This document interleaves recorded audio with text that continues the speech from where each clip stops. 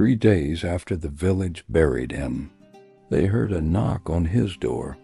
At first, everyone thought it was a joke, but when the door slowly opened, the man standing outside was the same man they had buried, and that was when the real fear began.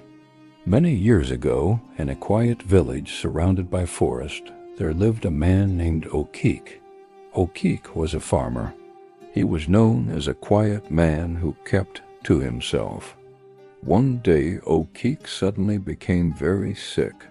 The elders called a healer, but nothing worked. After 2 days, Okeke stopped breathing. The villagers believed he had died. According to tradition, they prepared his burial quickly. They wrapped his body and buried him near the edge of the village. Everyone mourned him. His family cried for days. But something strange was about to happen. 3 nights after the burial, Okeke's wife heard something outside her house. It was late. The village was silent. Then she heard it again. Knock, knock, knock. Her heart started beating fast. Who would visit at such a late hour? She slowly walked to the door. "Who is there?" she asked. A familiar voice answered. "It is me, Okeke." She froze. That was impossible. Okeke was buried 3 days ago. At first, she thought it was someone playing a cruel joke. But when she opened the door, she screamed. Standing outside the house was Okeke. His clothes were dirty. His face looked pale, and his eyes looked strange. The villagers quickly gathered after hearing her scream. Everyone stared at him in shock. Some people ran away in fear.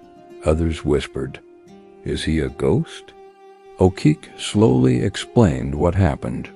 He said when the villagers buried him, he was not truly dead.